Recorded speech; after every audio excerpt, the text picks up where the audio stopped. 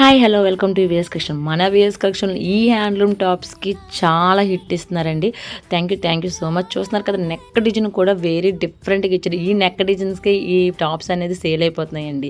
చూస్తున్నారు కదా, neck design ఎంత డీటెయిల్గా ఇచ్చారు. అండ్ సెకండ్ కలర్ ఆప్షన్ కూడా అంతే డీటెయిలింగ్గా ఇచ్చారు.